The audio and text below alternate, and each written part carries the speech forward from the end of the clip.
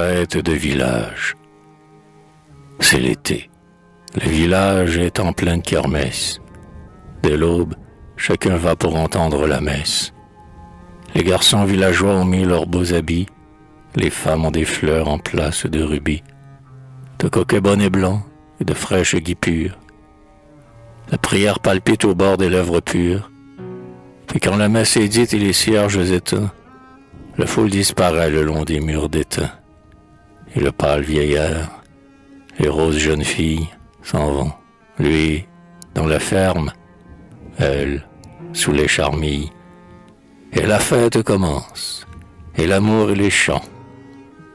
Le soleil qui se mire au clair ruisseau des champs, tel qu'un ami qui vient, se sachant nécessaire, préside en souriant la fête anniversaire.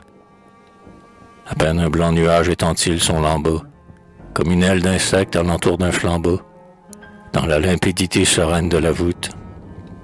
On a jeté des fleurs au bord de chaque route, les portes ont leur seuil jonché de rameaux verts, les volets au soleil sont largement ouverts, et des maisons, ainsi que des nids pleins de mousse, sort une bienveillance universelle et douce.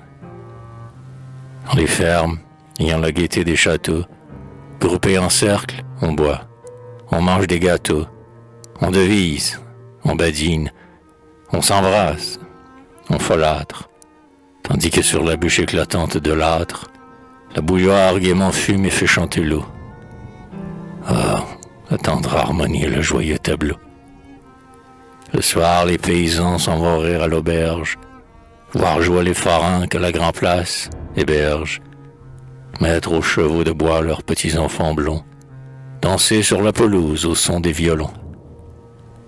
Les amoureux tout seuls quittent la multitude, car l'amour vit de l'ombre et de la solitude. Cherchant, près des buissons, les plus étroits chemins, ainsi que des enfants, ils se tiennent les mains. Timides, et comme leur voix tremble et bégaie, car elle est difficile, à l'ombre du nez, cette langue, ayant pour alphabet des aveux. Aux lèvres des baisers, des bleuets aux cheveux, ils rêvent. Et la nuit, levant ses sombres voiles, pour partager leur joie, ouvre ses yeux d'étoiles. Cependant, au hameau, sur des bancs vermoulus, souriant aux ébats des gais enfants joufflus, ils courent dans l'herbe et se cachent près des meules. Calmes sont les vieillards assis près des aïeuls.